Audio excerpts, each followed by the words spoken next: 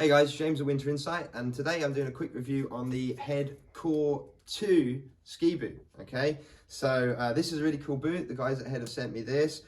Just do a quick chat about it. I've skied this before, so I can talk about it from that perspective as well. But really, I'm going to give you an overview of the features and what you might want to consider when you're looking at a hybrid ski touring boot, which is becoming one of the fastest growing markets within skiing.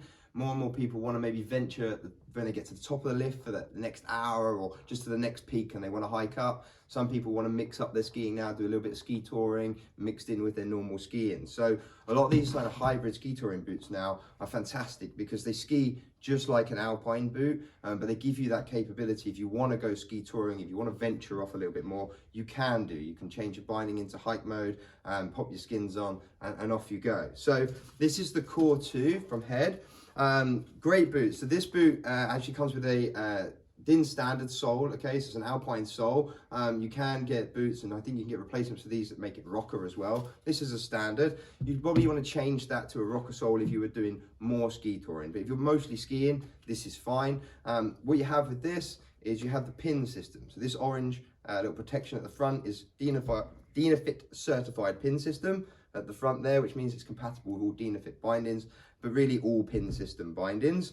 Have to have a pin system binding to tour with this boot. Of course, you can tour with a marker touring binding, any of the other touring bindings that are out there that are a little bit more substantial. Some people like a bigger or bulkier binding because they're doing more downhill than touring. So pin binding or any other more substantial touring binding, if that's what you prefer, works fine with this boot. So what's different about this? Well, it's just kind of covers all the areas. So if you're looking for an out and out touring boot, this is not it. If you're looking for an out and out alpine boot, this is not necessarily it. But if you want something that can give you the access to touring, but it's going to ski like an alpine boot most of the time, then one you should probably consider. Like any ski boot, you've got to make sure it's the right fit for your foot. That means going to see a specialist ski shop, having some measurements done of your feet and making sure that this is going to fit right. Don't buy it online. The internet cannot fit your boots. So a little bit more about this. So first of all is the liner. Okay, so Head a couple of years ago brought out a new technology called Liquid Fit, which features in this liner as well. So what is Liquid Fit? Liquid Fit is very, very simply a system where you have little tabs at the back of your liner. Okay, they open up, and what you would do is get a specialist ski store usually to inject some liquid into there. Why would they do that? Well, if you need a little bit more hold and retention inside your boots that hold your heel down, especially when you're skiing, you can inject the liquid into this part of the boot and it just makes it a little bit tighter and more snug in the back of the boot for you. It just kind of customizes that fit. Of course, it needs to be the right shape shell to start off with, but that just improves the fit massively. There's a nice feature from Head, and what they've done there is really quite good. And it works really, really well. So use that and it works really well inside that liner. On the back here, you've got a standard spoiler. So if you're touring, you can take that off. If you want a bit more forward lean, you've got larger calves, again, you can take that off. So a little bit of adjustment there, move it up and down, just Velcros on. Rest of the liner is relatively straightforward, in line with most ski liners now. Neoprene toe box. So if you need that little bit of stretch inside a touring boot, that's important as well because you'll be walking in them sometimes. So really decent liner from Head. Of course, like any ski boot, you can change to an aftermarket liner, but with this one, you really don't need to. Then the shell. So pretty light, not the lightest on the market by any means, but sometimes if you go too light, you're going to lose that performance on the downhill. So you're always going to compromise with a hybrid boot. So this is your shell, really straightforward. Ski mode at the back, lifts up and down, locks in place, and you've got a nice range of motion on here. So a good range of motion in the shell, which makes it nice and easy to walk. Okay, I've tried these in touring mode with this same sole unit, and it tours just fine. Is it as good as an out-and-out touring boot? No, but is it comfortable to tour in and light enough? Yes, of course it is. And then it's great for the ski down, which importantly for me is the reason I go up. So nice range of motion on there. I really like this power strap.